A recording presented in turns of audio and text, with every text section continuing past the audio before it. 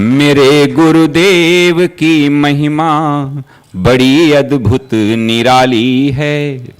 मेरे गुरुदेव की महिमा बड़ी अद्भुत निराली है भर जाती वो सब झोली जो जन्मों से ही खाली है भर जाती वो सब झोली जो जन्मों से ही खाली हैं। यहाँ तम की नहीं सत्ता, यहाँ हर दिन दिवाली है। यहाँ तम की नहीं सत्ता, यहाँ हर दिन दिवाली है। भराया लोक अंतर में, नजर में प्रेम लाली है।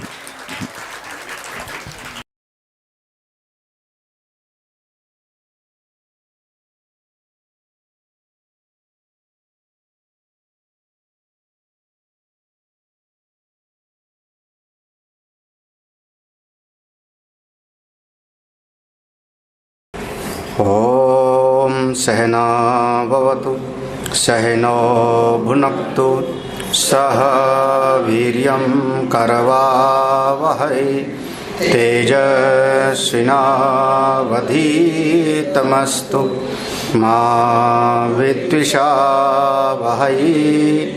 ओम शांति शांति शांति। अखंडमंडलाकारं व्याप्तं येन चराचरं तत्पदं दर्शितं येन तस्मै श्री गुरवे नमः। अज्ञानतिमिरान्धस्य ज्ञानाञ्जनशलाकया चक्षुरुन्मीलितं येन तस्मै श्री गुरवे नमः। गुरोर्ब्रह्मा गुरोर्विष्णु गुरोर्देवो महेश्वरः गुरोर्साक्षात् परं ब्रह्म तस्मै श्री गुरवे नमः। त्वमेव माता च पिता त्वमेव त्वमेव बन्धुश्च सखा त्वमेव त्वमेव विद्या द्रविणं त्वमेव त्वमेव सर्वं मम देव देवो। ये श्लोक पढ़ते हैं सवेरे वाले दोनों। आत्मानं चेद्विजानीयात्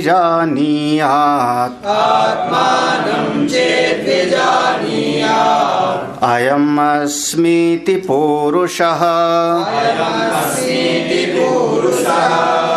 किमिच्छन् कस्य कामाय शरीरमनुसञ्ज्वरेत् जीवात्मा परमात्मा च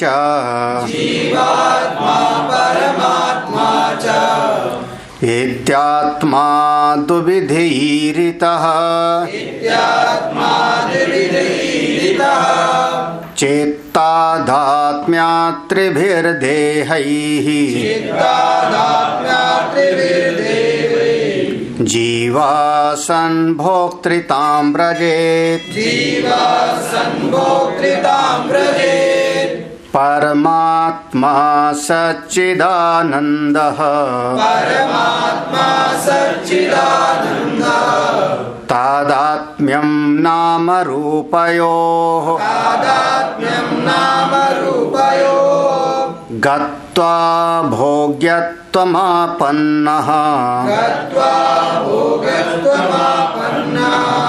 तद्विवेके तु नो भयम्।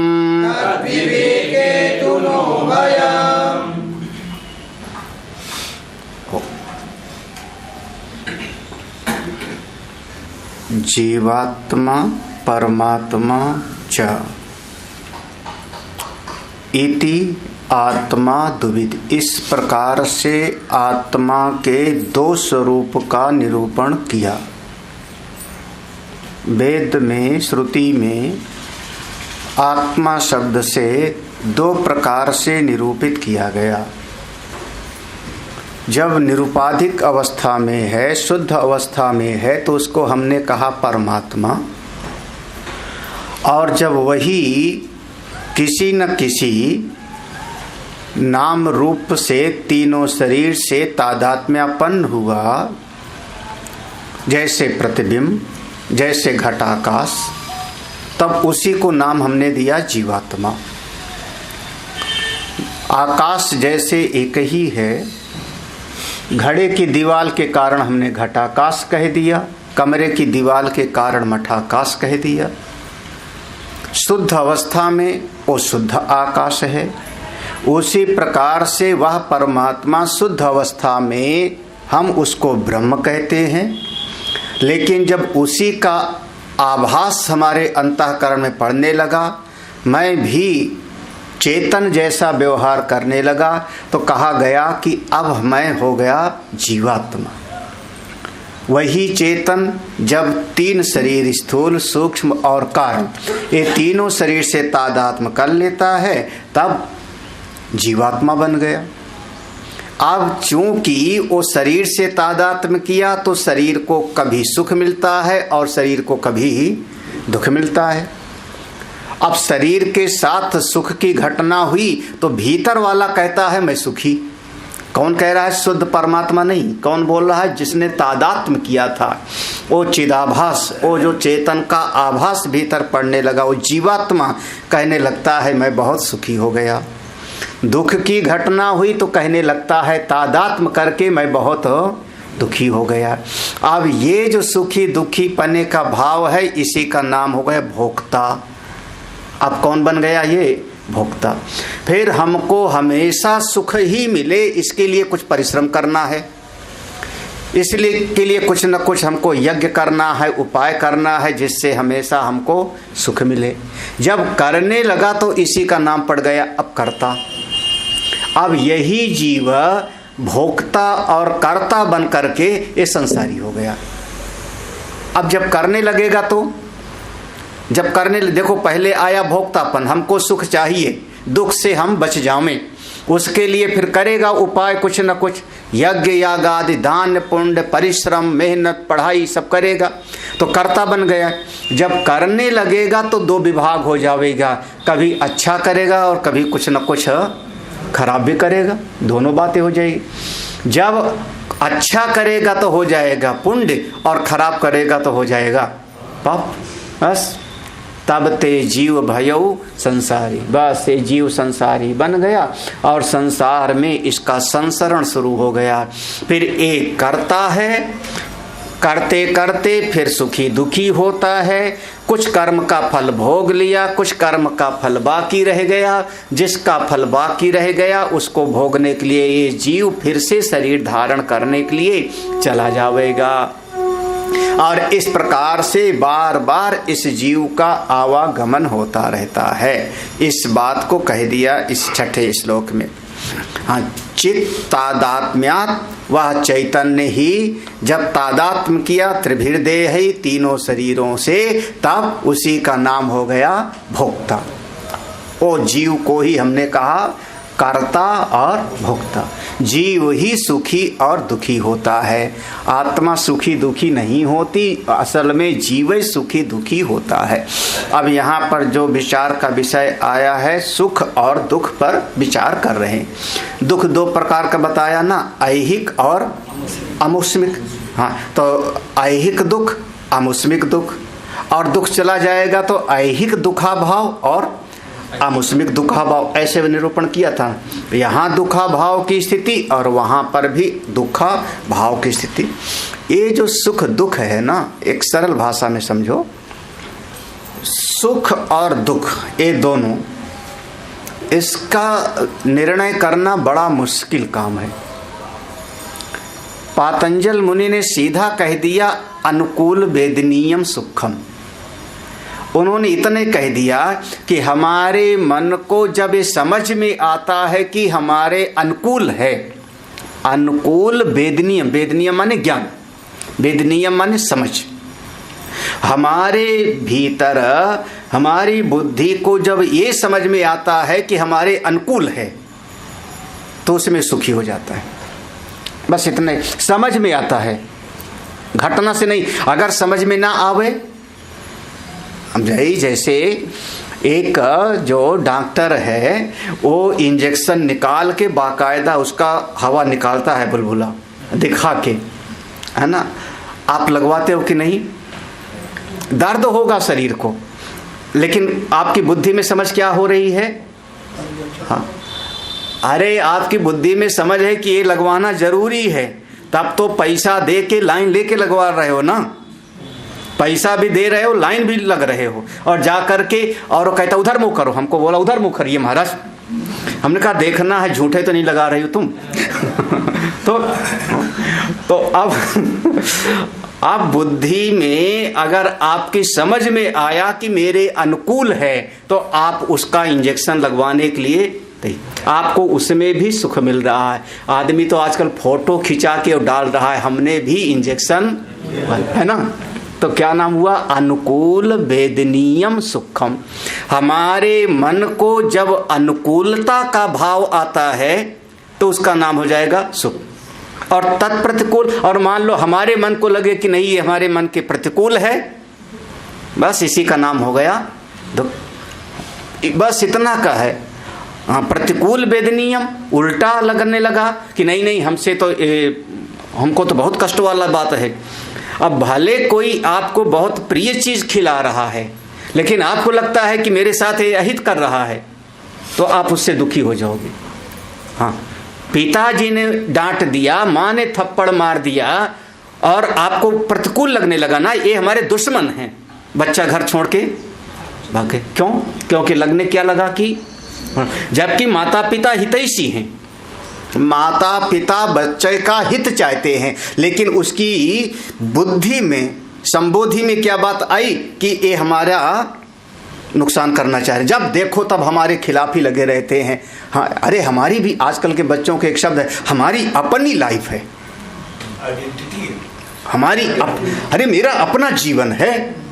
हाँ, हमारी प्राचीन सभ्यता में हमारा अपना जीवन नहीं होता था, सीधा सीधा हमारा जीवन परिवार के लिए है, हमारा जीवन समाज के लिए है, हमारा जीवन देश राष्ट्र के लिए है। आपका व्यक्तित्व, स्वतंत्र व्यक्तित्व का कोई अस्तित्व नहीं। हाँ, ये नई शिक्षा में पढ़ाना शुरू कर दिए। सीधी सी बात है कि वो लोग पढ़ाते हैं कि आपका स्वतंत्र अस्तित्व है, मेरा अपना जीवन है, मेरी अपनी लाइफ है। आप 15 साल के हो, आपका स्वतंत्र अस्तित्व 2 साल का था तब क्यों नहीं था? 6 महीना के थे तब स्वतंत्र अस्तित्व में जीते। हाँ, माँ पिता ने बचपन में छोटे से लेके आपको 16 साल तक पाल दिया, 20 साल का हो गए, आज तुमको लगता है मेरा स्वतंत्र अस्तित्व है? हमारी सभ्यता में आपका स्वतंत्र अस्तित्व नहीं है, बिल्कुल नहीं है।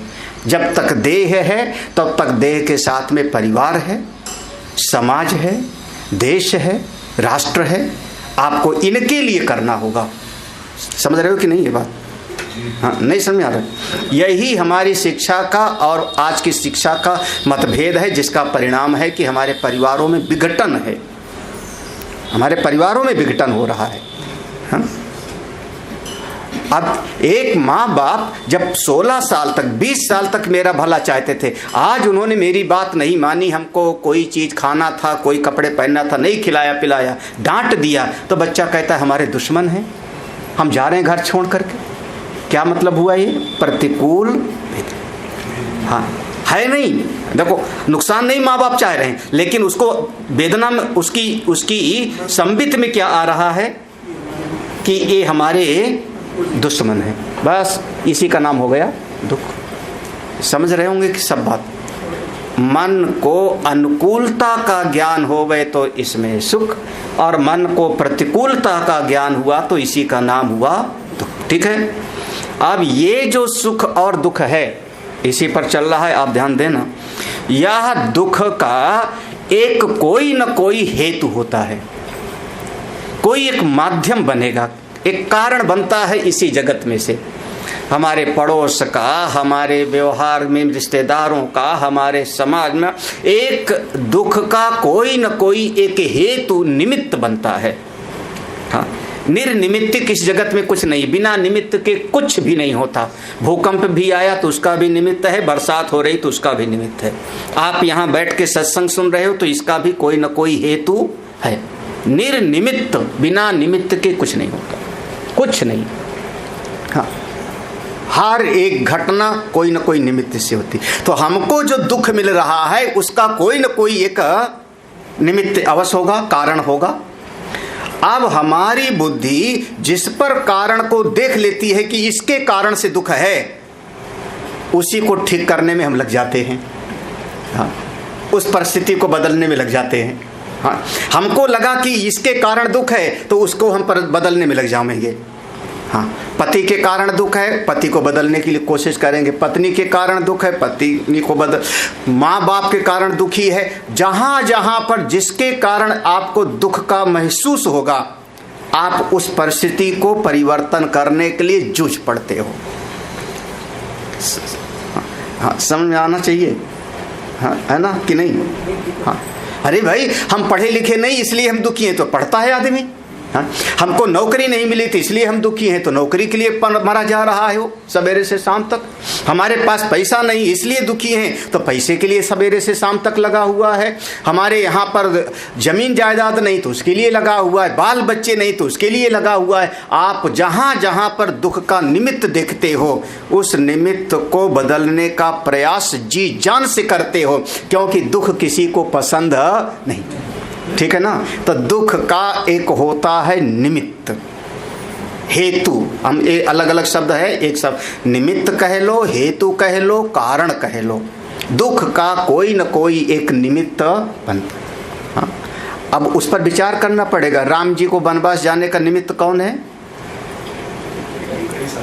हाँ, केवल कैकेयी। वो देवता नहीं है, देवता वगैरह नहीं है। हाँ, कि मंथरा है कि सरस्वती यही है। अब जिस पर समझ लोगे ना, जब दशरथ जी ने एक बात समझ लिया कि हमको दुख देने वाली ये कैकेयी है, अब सावधानी समझना। राम जी नहीं कह रहे, कौशल्या नहीं कह रहे, वशिष्ठ नहीं कह रहे, दशरथ जी ये समझ लेते हैं कि हमको दुख देने वाली ये कैकेयी है, तो उन्होंने रात में कैकेयी का त्याग कर दिया। जाओ, मैंने तुमको मन से त्याग दिया, कौशल्या मुझको अपने महल में ले चलो। उसके बाद कौशल्या के महल में आके रहने लगे। हाँ, कैकेयी का महल उन्होंने त्याग दिया, मतलब मन से त्याग दिया। निमित्त में परिवर्तन करना चाह रहे हैं ना? हाँ, निमित्त। तो दुख का कोई न कोई एक हेतु अवश्य होता है। जो संसार में प्राणी हैं वो ये दुख के हेतु को बदलने के लिए जीवन पर्यंत कोशिश करते रहते हैं, जी जान लगा करके। लेकिन मुसीबत यह है कि परिस्थितियां तो कभी न कभी हमेशा ही बदलती रहती। आज ठीक कर लिया सब, तब तक दूसरा गड़बड़ हो जाता है। दूसरा ठीक कर लिया तब तक तीसरा गड़बड़ हो जाता है। आप क्या निमित्त बदलते हो ना? इसके कारण दुख है, इसको बदला, जब तक वो ठीक हुआ तब तक कहीं और से दुख आ जाएगा। उसको ठीक किया तब तक कहीं और से। दुख के निमित्त अनेक हैं, परिस्थितियां प्रति क्षण बदलती हैं। आप कितना ठीक कर पाओगे? कितना ठीक कर पाओगे? खास करके समझना, जो कर्म प्रधान विश्व करी राखा, वो जो वृत्ति है वो दुख के निमित्त में बदलाव के लिए जी जान से कोशिश करता है। परिस्थिति बदलेगी हम सुखी हो जाएंगे, परिस्थिति बदलेगी हम सुखी हो जाएंगे, उसकी धारणा यही है। तो कर्म योगी दुख के निमित्त में बदलाव के लिए परिश्रमरत रहता है। अगली बात कहें, दूसरा, कोई न कोई परिस्थिति होती है और उस परिस्थिति को लेकर के हमारे चित्त में एक वृत्ति उठती है। वही परिस्थिति, चार भाई हों, चारों के सामने बिल्कुल वही परिस्थिति है, लेकिन चारों के भीतर संवेदना उतनी नहीं होगी, अलग अलग होगी। एक भाई उसको बहुत गहराई से पकड़ लेगा, दुखी हो जाएगा। दूसरा शायद खाता पीता मस्त रहे, है ना, तो वो क्या हुआ कि अब उस परिस्थिति को लेकर के हमारे चित्त में वृत्तियों का प्रवाह चलने लगता है। ये क्यों हो गया, ऐसा नहीं होना चाहिए था, इसका नाम हो गया दुखाकार वृत्ति। हाँ, अब चित्त में है ना, बाहर से परिस्थिति से आए कहाँ पर, अपने मन के भीतर चित्त में, तो चित्त में दुखाकार वृत्ति चलती है। मैं कह रहा हूँ एक ही घटना से, हाँ, उसी परिस्थिति से हमारे भीतर दुख का एक वृत्तियों का प्रवाह चलने लगता है।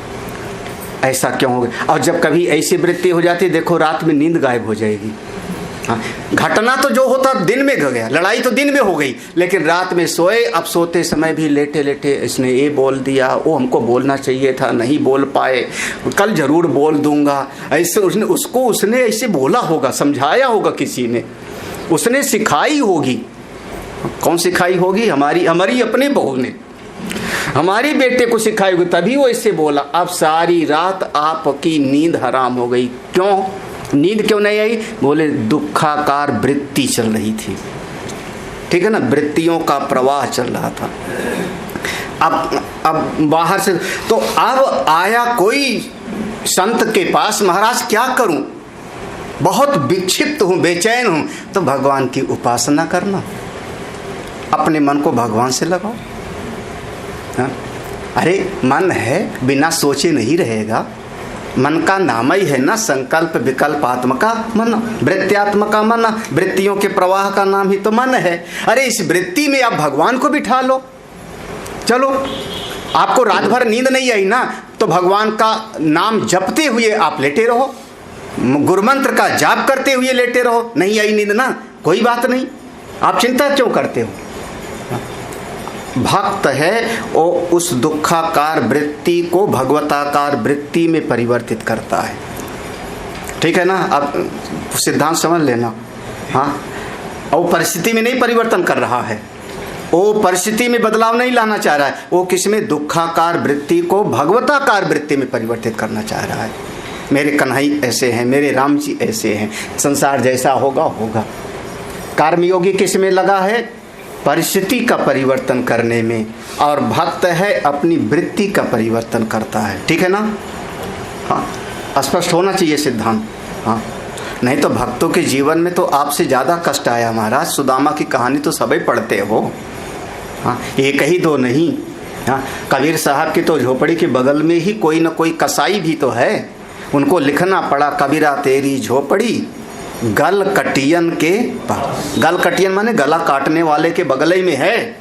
जो करेगा सो भरेगा, तू क्यों हो तो वो तो रोज वही देख रहे हैं कि उसको मार रहे। लिखते हैं कि बकरी पाती खात है ताको काढ़ी, जो नर बकरी खात है ताको कौन। मतलब वो शाकाहारी हैं, उनको कष्ट हो रहा है, लेकिन सवेरे सवेरे देखना तो भगा थोड़े सकते हैं। अपनी वृत्ति में परिवर्तन। संसारी आदमी परिस्थिति में परिवर्तन करता है, कर्मनिष्ठ परिस्थिति को बदलता है, भक्त अपने मन को बदल देता है। दुखाकार वृत्ति को भगवताकार वृत्ति में बदलाओ। आगे बढ़ूं? स्पष्ट है ना? जो ज्ञान के मार्ग में आ गया, सत्संग में पंचदशी पढ़ने वाला, अब पंचदशी पढ़ने वाला है तो, उपनिषद पढ़ने वाला है तो क्या करेगा? हाँ, वह जो देखो मन में वृत्तियों का प्रवाह चल रहा है, कभी सुखाकार वृत्ति चलती है, कभी दुखाकार वृत्ति चलती है। उस वृत्ति के साथ हम अपने आप को जोड़ लेते हैं। इस श्लोक पर ध्यान देना, चित्त तादात्म्य, ऐसे शब्द है ना, चित्त तादात्म्य। तादात्म्य शब्द माने उसके साथ हम अपने आप को जोड़ लिए, तादात्म्य कर लिए वृत्ति के साथ। तो उस दुखाकार वृत्ति का अभिमान हमने बना लिया, मैं बहुत दुखी। कभी हमने कहा मैं बहुत सुखी। अब क्या हो रहा है? वृत्ति के साथ आप अपने अहम को जोड़ दिए। वृत्ति है, अरे बच्चा खेल रहा है, आप बैठे रहो, ऐसे मन की वृत्तियां चल रही है, आप बिल्कुल किनारे बैठे रहो साक्षी बने हुए। लेकिन एक एक वृत्ति के साथ आप करते गए अपने आप को तादात्म्य, चिपकते गए, तो मैं सुखी, मैं दुखी, मैं सुखी, मैं दुखी। यही ना, जो ज्ञान के मार्ग वाला है इस वृत्ति के अभिमान को किनारे कर देता है। हाँ, दुखाकार वृत्ति के साथ जो तादात्म्य है उस तादात्म्य को तोड़ लेता है। इसी का नाम है ग्रंथि।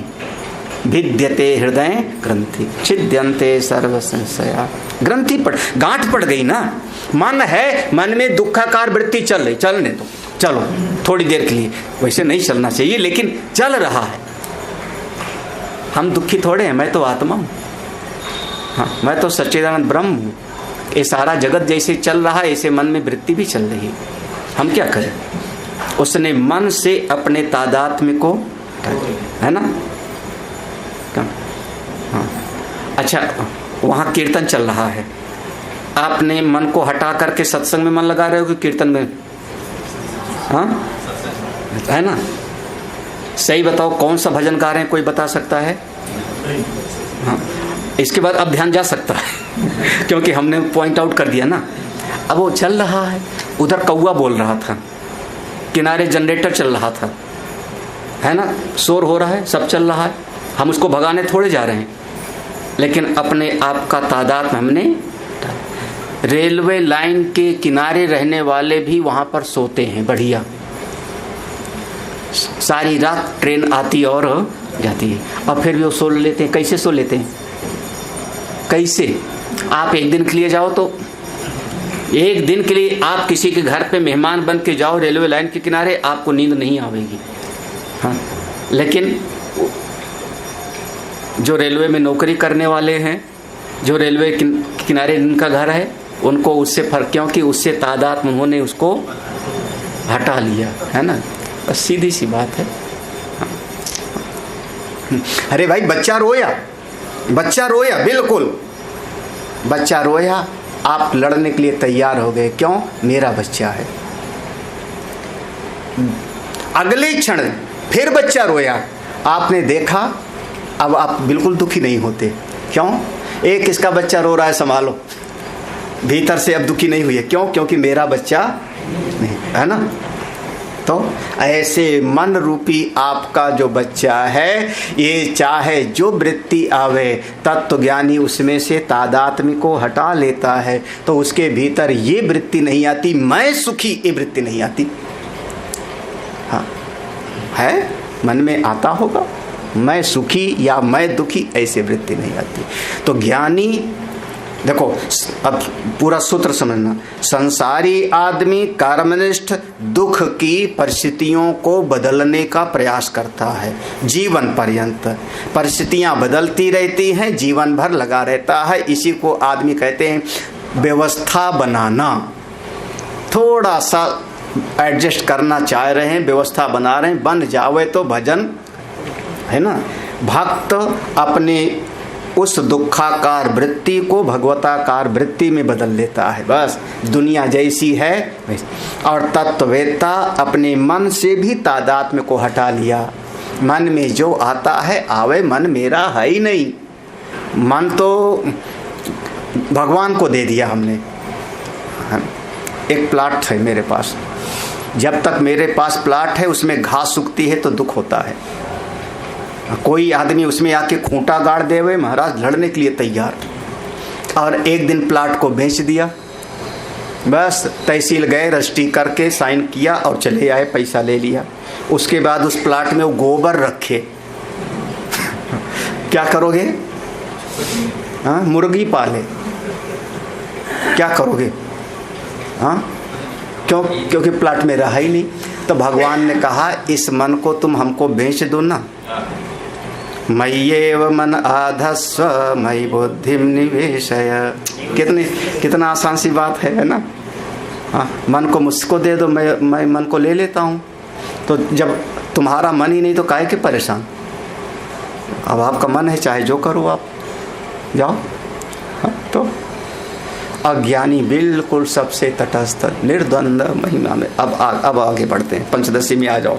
तो ये तत्ववेत्ता अभिमान को हटा लेता है, ठीक है, क्लियर ना। ये तीनों यही साधन है, हमने कैप्सूल रूप में, सूत्र रूप में बता दिया, है ना। ये सूत्र रूप में है, हाँ, पंचदशी में प्रसंग आ गया था तो इसको हमने ले लिया। वैसे यहाँ पर ना भी हमें बोलते तो भी चल जाता, लेकिन इस सिद्धांत को समझना चाहिए।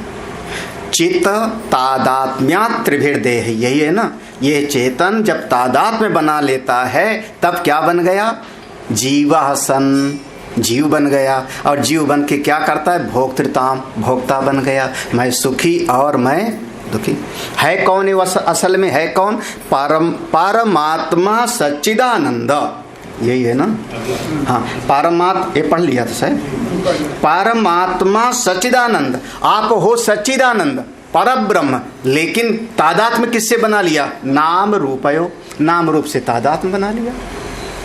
बस नाम रूप से तादात्म्य बना करके फिर जैसे नाम रूप से, जैसे पानी जिस पात्र में रखा उसी पात्र के जैसे हो गया। वह चेतन अपना जो, जैसे आकाश का दृष्टांत दिया था, आकाश घड़े में घटाकाश, कुल्हड़ में कुल्हड़ का आकाश, कमरे का तो मठाकाश। बस गत्वा भोग्यत्वम आपन्नः, बस जब इस देह में तादात्म्य बनाया शुद्ध सच्चिदानंद ने तो हो गया कौन? गत्वा भोग्यत्वम। अब आप बन गए कौन? भोक्ता। और भोक्ता फिर करेगा क्या? भोग्य वस्तु के पीछे जाएगा। अब दो बन गई, भोक्ता और भोग्य। जब भोक्ता भोग्य के पीछे जाएगा, जब भोग्य वस्तु उसको मिलेगी तो उसका उपयोग करेगा तो हो जाएगा भोग। तो त्रिपुटी बन गई, भोक्ता, भोग्य और भोग। भोक्ता, भोग्य, भोग्य माने विषय, भोग्य माने विषय, भोक्ता माने जीव, और बीच में जो दोनों के संबंध बना उसको हो गया भोग। बस ये त्रिपुटी बन गई। और त्रिपुटी बन गई तो संसार में फंस गया। काब अगर विवेक जग जाए ताद विवेके, जब विवेक जग जाए तो असल में ना भोग्य सत्य है, क्योंकि भोग्य कौन था? नाम और रूप, वो भोग्य था। और भोक्ता कौन था? जीव। और जीव असल में था ही नहीं, क्या था? वो चिदाभास। जैसे बिंब का पड़ा था प्रतिबिंब, सूर्य का पड़ा था प्रतिबिंब, तो असली में था ही नहीं, वो तो तत्व तो अलग है। तो भोक्ता भी हट गया और भोग भी हट गया, तो भोग भी त्रिपुटी चली गई, तो बचा क्या तू? तो केवल एक ही तत्व बचा, विवेके तू ना उभयम। उभयम माने भोक्ता और भोग्य दोनों चला गया, विषय चले गए नाम रूपात्मक, और उसको भोगने वाला जो चिदाभास है उससे नाता टूटा। बस केवल एक ही सत्ता रह गई, वही ब्रह्म है। चलो अगला श्लोक पढ़ लेते हैं। अरे जरा सरल भाषा में आ जाओ, कठिन कठिन न सुनो। भोग्यमेच्छन् भोक्तुरर्थे, शरीरमनुसञ्ज्वरेत्, ज्वरास्त्रिषु शरीरेषु स्थिता न त्वात्मनो ज्वराः, व्याधयो धातु वैषम्ये, स्थूल देहे स्थिता ज्वराः, काम क्रोधादया सूक्ष्मे, द्वयोर्बीजं तु कारणे।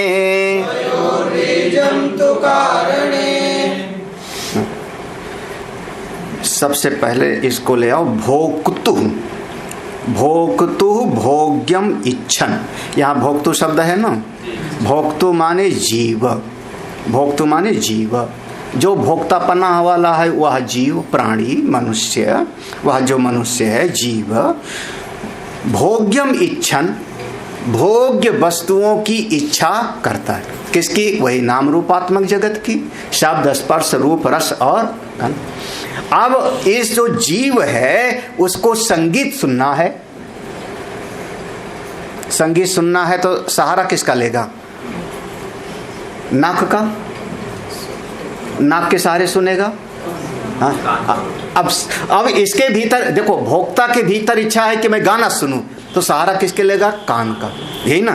तो अब कान का सहारा लेकर के, और कौन सा गाना सुनना है वो विषय हो जाएगा। कौन सा गाना सुनना है? भजन सुनना है कि पुराने जमाने वाला गाना सुनना है कि नए जमाने वाला?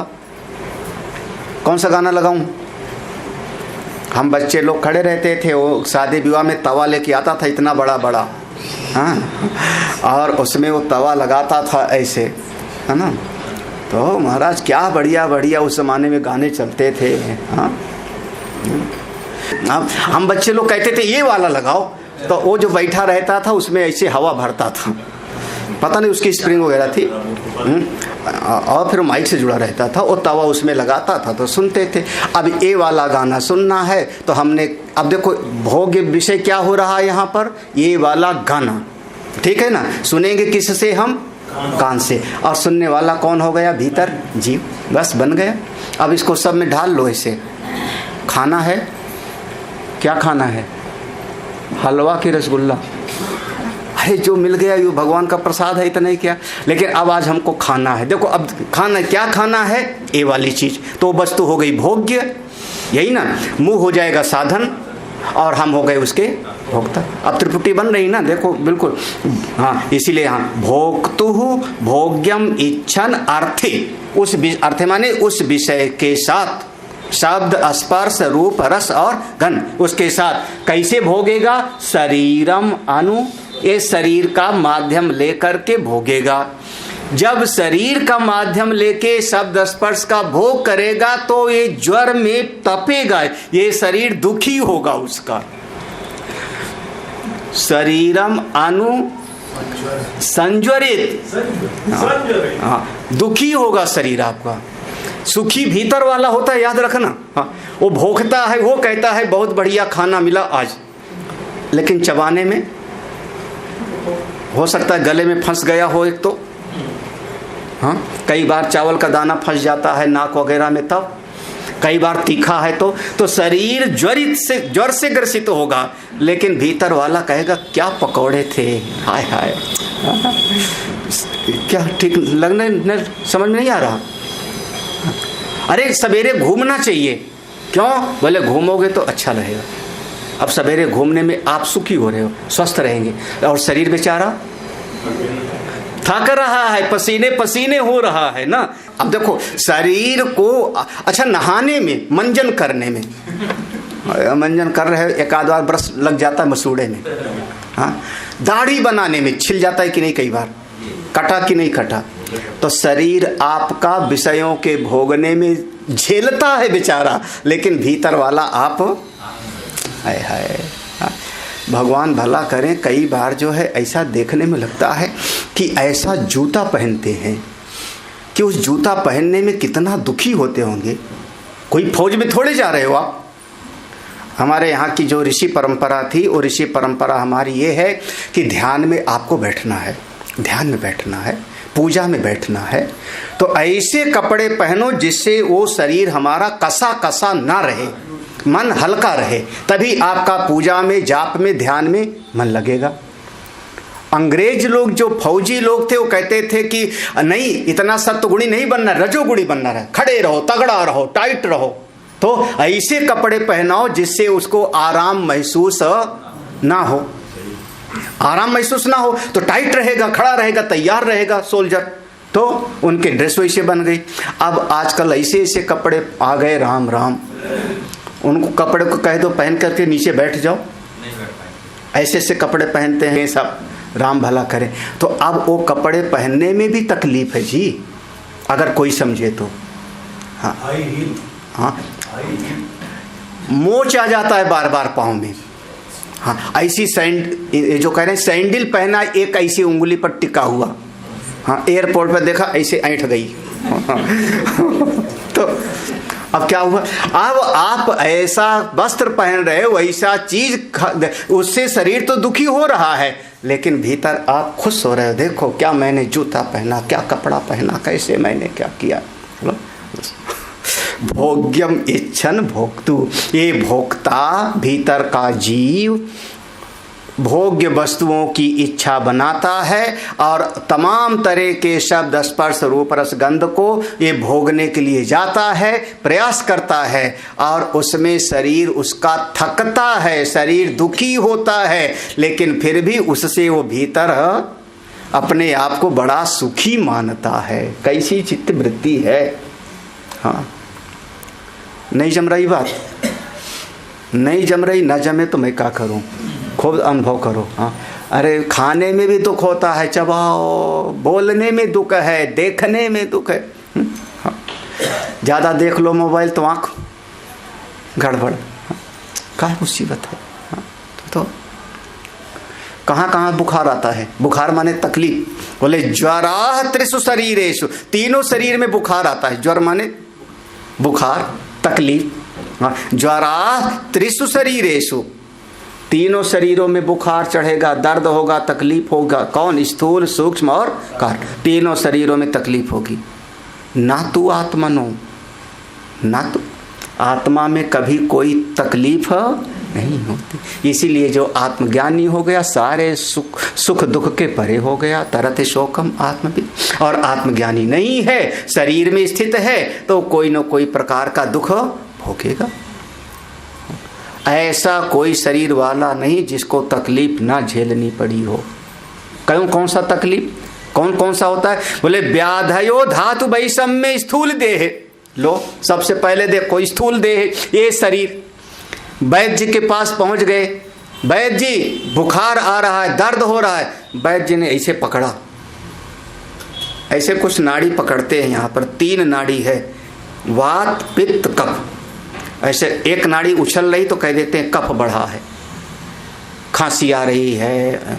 हाँ, एक नाड़ी कोई उछल रही, ऐसे ऐसे पहचानते हैं। यहीं पर तीनों पॉइंट है, ऐसे 3 उंगली रखते हैं, 3 उंगली रख करके ऐसे दबा करके देखते हैं ना। एलोपैथ में भी कई डॉक्टर लोग देखते हैं, ऐसे देखते हैं, यहीं पर ऐसे ऐसे दबा करके देखते हैं। क्या है? आयुर्वेद कहता है हमारे भीतर 3 धातु है, वात पित्त और कफ, और तीनों सामंजस्य में हो, संतुलन में हो तो आप स्वस्थ हो। कोई घट जाए बढ़ जावे तो इसी का नाम हो गया आपका बीमारी हुई। हाँ, इसी का नाम बीमारी है, धातु वैषम्य। पित्त बढ़ गया, पहचान कैसे? पित्त बढ़ गया, खट्टी डकार आएगी, गला जलेगा। कफ बढ़ गया, खांसी आती है। वात बढ़ गया, ये जितने कुर्सी पे बैठे सबका वही वात बढ़ा हुआ है। हाँ, हमारा भी, हम भी अपना भी कह रहे हैं, ये वात रोग है। डॉक्टर आयुर्वेद की भाषा में इसको कहेंगे वात रोग, है ना।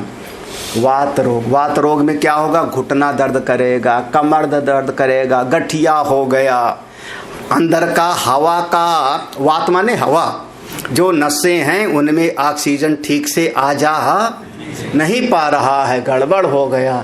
तो 3 धातुएं ठीक रहती हैं तो बहुत बढ़िया, और तीनों धातुओं में गड़बड़ हो गया तो धातु वैषम्य। कौन क्या हो गए? आप बीमार हो गए, बीमार हो गए। हाँ, एक बहुत मशहूर डॉक्टर था, उसका नाम था डॉक्टर सुसलर, डॉक्टर सुसलर करके। तो उसने बहुत सारे शरीर को जो है मरे पर कब्र से निकाल के जलाया, चोरी से। क्योंकि वहाँ पर तो जैसे रात में कब्रिस्तान चला जाता, शरीर निकाल लेता, फिर उसको पूरा फूंक देता लैब में। तो उसने उसमें से ढूंढा कि पूरे शरीर में कुल 12 प्रकार के साल्ट होते हैं, केवल 12 तत्व होते हैं। उसने कहा 12 प्रकार के साल्ट होते हैं। अब इस शरीर में जो साल्ट की कमी हो जाती है उसको अगर बाहर से दे दें तो बीमारी ठीक हो जाएगी। सुना कि नहीं है? इस इलाज का नाम था बायोकेमिक। हाँ, 12 साल्ट, काली म्यूर, फिर बाद में हनीमैन, बाद में हुआ सैमुअल हनीमैन। सैमुअल हनीमैन का सिद्धांत वही है, लेकिन वो दोनों, वो सुसलर साल्ट से इलाज करते हैं, हनीमैन जो है तमाम वनस्पतियों का अर्क निकाल करके, उस प्रकार से। और दोनों की थ्योरी मिलती जुलती है। जितनी कम मात्रा में दवा दी जाएगी उतना शरीर को फायदा होगा। हुआ क्या? उन्होंने 12 चीज गिनाया केवल। हाँ हाँ, 12 चीज, नाइट्रम फास, नाइट्रम सल्फ, नाइट्रम म्योर, काली फास, काली म्योर, काली सल्फ। हम गिना देंगे पूरा नंबर। हाँ, मैंने क्या कहा? सुसलर और हनी मैन का मिलता जुलता है, इसलिए गड़बड़ाना मत। हाँ, साइलिसिया मैग्नीसिया फास। हाँ, अब चलो ठीक है। कलकेरिया फ्लोर, कलकेरिया फास, हाँ है ना, कलकेरिया सल, ऐसे 12 केवल 12 साल्ट। ओस नाम था उनका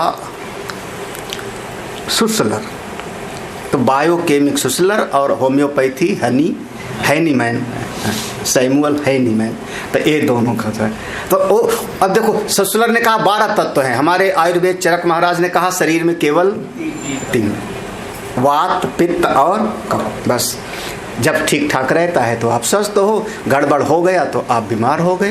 देखो होता रहता है। व्याधयो धातु वैषम्य किसमें होता है? स्थूल देह स्थिता। जो इस शरीर में तरह तरह की बीमारियां पैदा होती हैं, जीव रोता गाता रहता है। ठीक है, तो स्थूल शरीर में दुख किससे मिला? स्थूल शरीर में वात पित्त कफ के विषमता से। जो भीतर सूक्ष्म देह है उसमें काम क्रोधादया सूक्ष्म।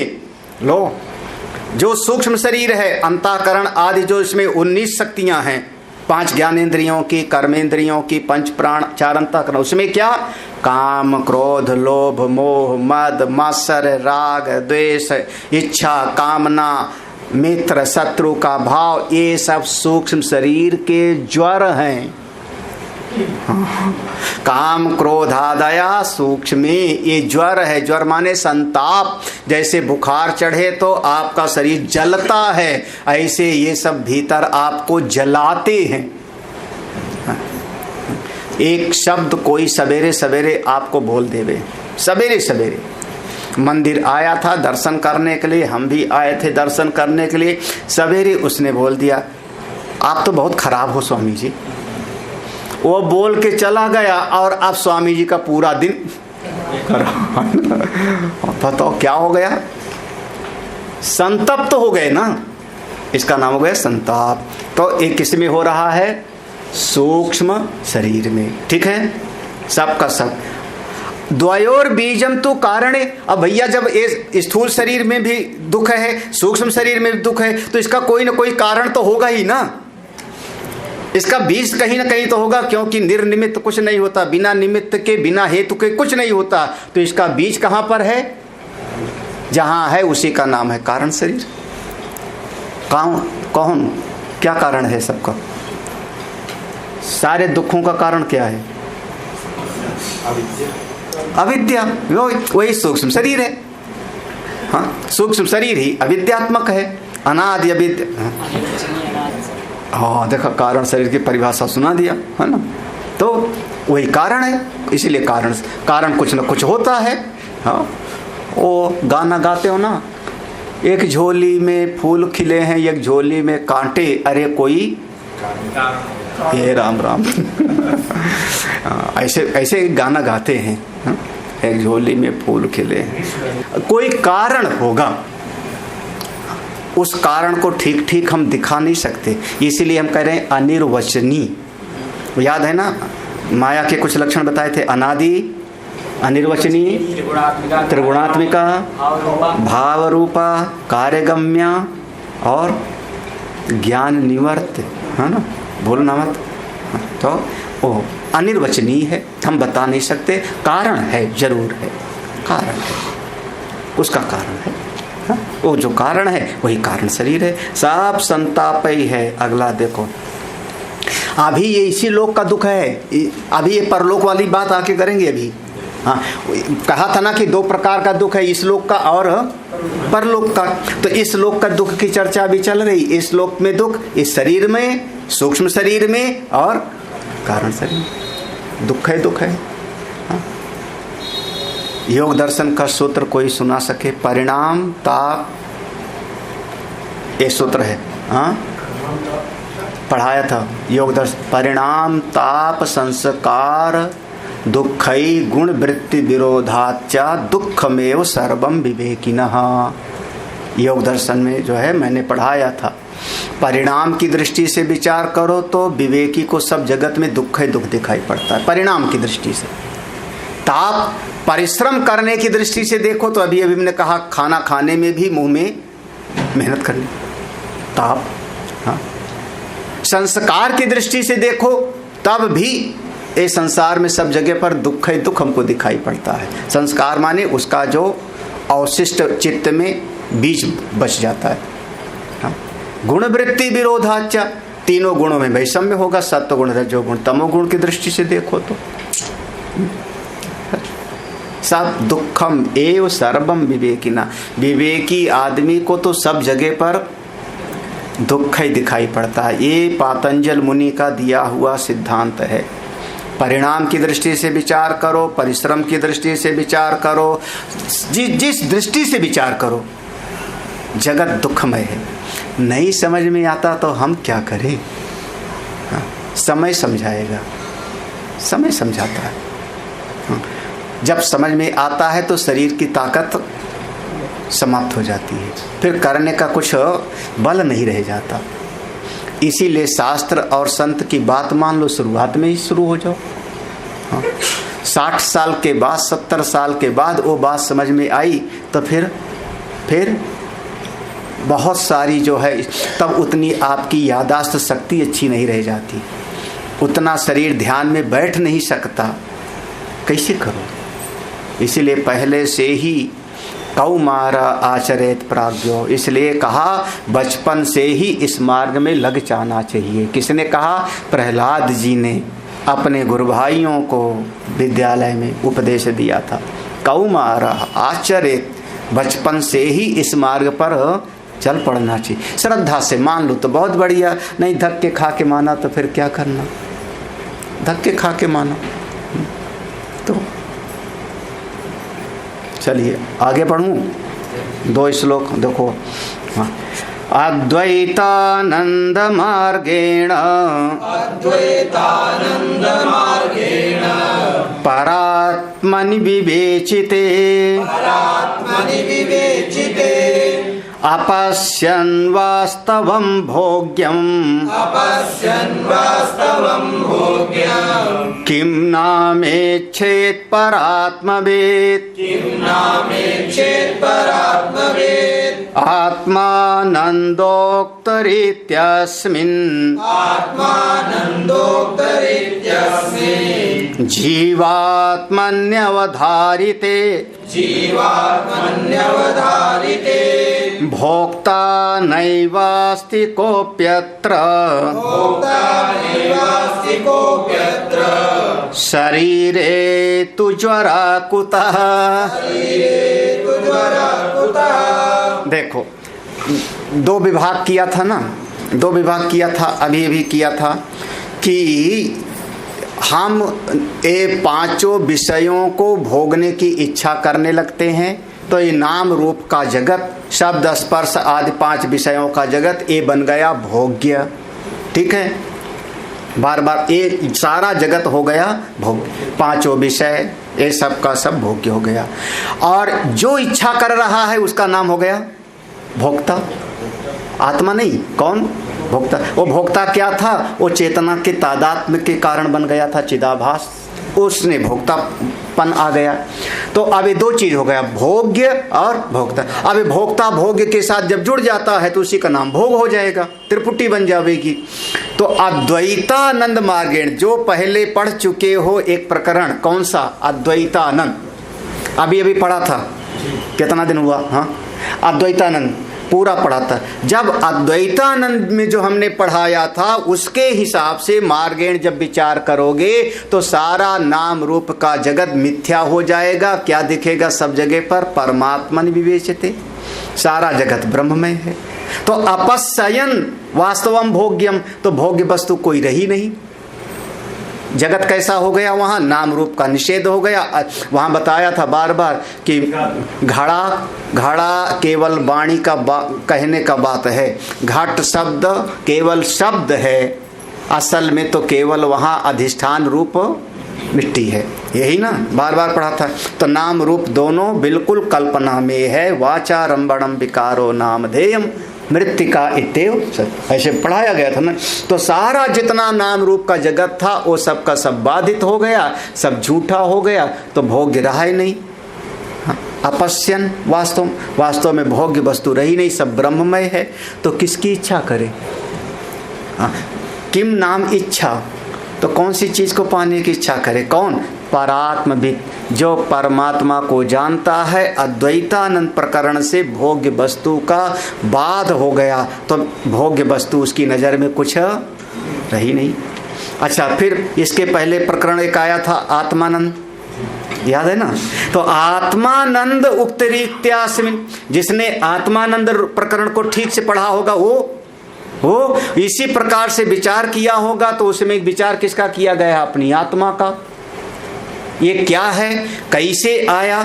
हमने सवेरे कहा प्रतिबिंबवाद है, अवच्छेदवाद है और आभासवाद है। ये क्या है? उस चेतना का आभास है, चिदाभास है।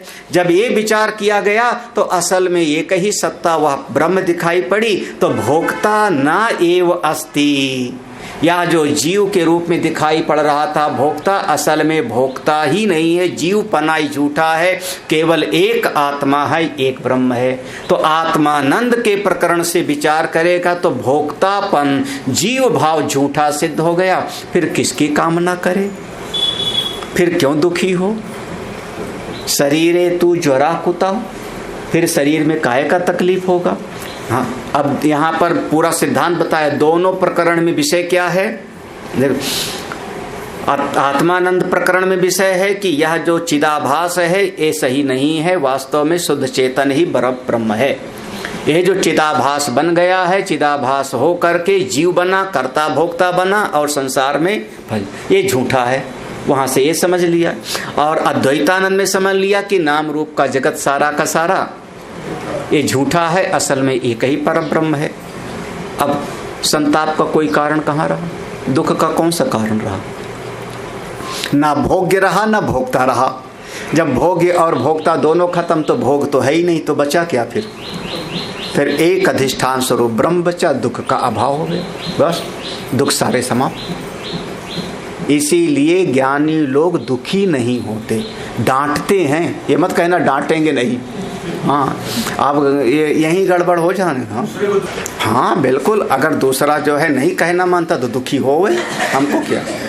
हाँ दुखी हो गए। हाँ, मोह के कारण, मोह सकल प्यार। बस फिर लगे रहो संसार में। ये शरीर अब उपभोक्तापन गया, ममता उसकी खत्म। मैंने क्या कहा था? 3 तरीके हैं ना। दुख का निमित्त, याद है? निमित्त में परिवर्तन करता है कर्मयोगी, चलो यज्ञ करेंगे, अमुक करेंगे। दुखाकार वृत्ति में परिवर्तन कर लेता है भगवताकार वृत्ति बना लिया। तत्ववेत्ता उससे तादात्म्य को किनारे कर लिया, अपने आनंद में रहता है बस। हाँ, तो न भोगता रहा न भोग्य रहा। अब क्या समस्या कहाँ रही? इसलिए जो तत्ववेत्ता है उसके जीवन में दुखा भाव हो गया, इस जगत में रहते रहते। अब कोई दुख का अस्तित्व रहा। क्यों? क्योंकि वो अपने तादात्म्य को छोड़ना, भोगता ना भोग, ठीक है। हाँ, अभी मत समझना कि नहीं अब गुरुजी को तो सब भोक्ता भाव के सब खत्म हो गया, अब नाम रूप तो बाधित हो गया, नाम रूप तो झूठा हो गया, तो गुरुजी हमको डांटेंगे नहीं, चाहे मैं सर पे नाचूं। बोले ऐसी तैसी। हाँ, अभी गुरुजी को समझने के लिए समय है ना, तो बिल्कुल हर इच्छा। अब इसके आगे आ गया परलोक वाली बात, है ना। तो परलोक वाली बात आ गई तो हम लोग सवेरे पढ़ेंगे फिर आमुष्मिक दुख भाव। अब परलोक की बात आ गई। अभी तक देखो आज इस लोक की बात थी। हाँ, शरीर है ना, शरीर है, इसके साथ ममता बना करके बना कौन? जीव। उसके भीतर कामना है तो भोक्ता बन गया। शरीर का सहारा लेके 5 विषयों की तरफ जाता है, भोग करता है। और फिर ये शरीर भी दुखी, सूक्ष्म शरीर भी दुखी, और दोनों का कारण कुछ ना कुछ तो है। अब आगे की बात, ओम पूर्णमदः पूर्णमिदं पूर्णात् पूर्णमुदच्यते पूर्णस्य पूर्णमादाय पूर्णमेवावशिष्यते। ओम शांति शांति शांति। हरि ओम श्री गुरुभ्यो नमः। हरि ओम। मेरे गुरुदेव की महिमा बड़ी अद्भुत निराली है।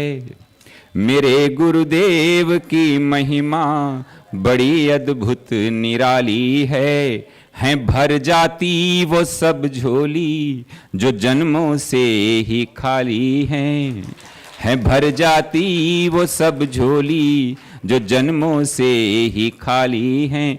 यहाँ तम की नहीं सत्ता, यहाँ हर दिन दिवाली है।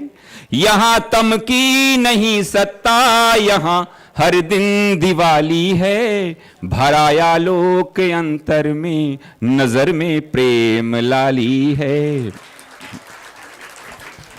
फिल्मों की तर्ज पर मैं कुछ लिखता नहीं, गुरुदेव को पसंद भी नहीं है, शास्त्रीय आधार पर लिखाते हैं, लेकिन आज मैं कुछ प्रयास करता हूं। मेरे गुरुवर शिव त्रिपुरारी जिनकी महिमा भारी नजर में छा गए हैं कि दिल में समा गए हैं। हो मेरे गुरुवर शिव त्रिपुरारी जिनकी महिमा भारी नजर में छा गए हैं कि दिल में समा गए हैं। ओ मेरे प्यारे गुरुवर जीवन बना था संग्राम रे। ओ मेरे प्यारे गुरुवर जीवन बना था संग्राम रे। खिलती हुई सुबह भी लगती थी जैसे कोई शाम रे। भूल गए दुख दर्द बीमारी मिट गई चिंता सारी शरण तेरे आ गए हैं प्रेम रस पा गए हैं। हो मेरे गुरुवर शिव त्रिपुरारी जिनकी महिमा भारी नजर में छा गए हैं कि दिल में समा गए हैं। आया जो दर पे तेरे पाया परम की सौगात रे। आया जो दर पे तेरे पाया परम की सौगात रे। हो गया उजाला मन में बीती वो काली काली रात रे। जहां भी जाएं तुमको पाएं नित्यानंद मनाए शरण तेरे आ गए हैं प्रेम रस पा गए हैं। गुरुवर की करुणा कृपा मिट गए सब दुख द्वंद। धन्य धन्य तुम धन्य हो मेरे सद्गुरु अभया। परम पूज्य आनंद कंद सद्गुरुदेव भगवान के द्वारा संस्थापित आर्ष विद्या गुरुकुलम का भी एक लघु परिचय आपको प्राप्त हुआ। आइए अब अपने सद्गुरुदेव भगवान की ही अमृतमयी वाणी में आर्ष विद्या गुरुकुलम की एक झलक देखते हैं। पूज्य गुरुदेव की कृपा से और परमपिता भगवान की कृपा से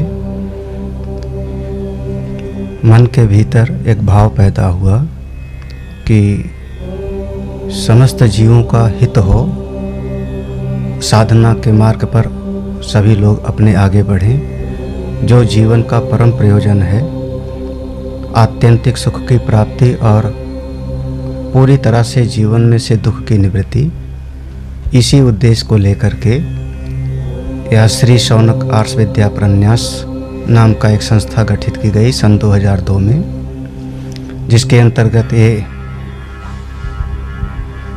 आश्रम का निर्माण 2002 से शुरू हुआ। साधना के इसमें 3 स्वरूप होते हैं। कर्म के मार्ग में साधना हो, इसके लिए यज्ञशाला का निर्माण किया गया। हमारा मन भगवान के साथ में जुड़े, भाव के साथ में भक्ति करें, इसके लिए दक्षिणामूर्तेश्वर भगवान शिव की स्थापना की गई। और मनुष्य के जीवन में बहुत सारी समस्याएं उसके अज्ञान से आती हैं, भ्रम से आती हैं। तो हमारी बुद्धि भी ठीक हो, समझदार हो, विचारवान हो, इसके लिए सत्संग हाल का निर्माण हुआ, जिसमें लगातार सुबह और शाम दोनों समय श्रीमद् भगवद गीता, उपनिषद, वेद और सभी पुराणों का आधार लेकर के सत्संग किया जाता है, जिसके माध्यम से जीवों का प्रगति हो, विकास हो। आश्रम की विधा में एक गौशाला का भी निर्माण किया गया वर्तमान में, जिसमें लगभग 35 छोटी बड़ी गौवें हैं। जब तक कोई भी व्यक्ति भारतीय संस्कृति में संस्कृत विद्या को, संस्कृत भाषा को नहीं समझेगा, तब तक शास्त्र में और वेद में प्रवेश नहीं होगा। इसलिए बच्चों से ही यह संस्कार आगे बढ़े, इसके लिए संस्कृत पाठशाला बनाई गई, जिसमें संस्कृत विद्या का ज्ञान प्रदान किया जाता है। और इन्हीं बच्चों में से कोई न कोई आगे बढ़कर के ब्रह्म विद्या को प्राप्त करता है, करेगा, जिसका जीवन परम कल्याणकारी होएगा, उसके अपने लिए भी और समाज के हित लिए भी।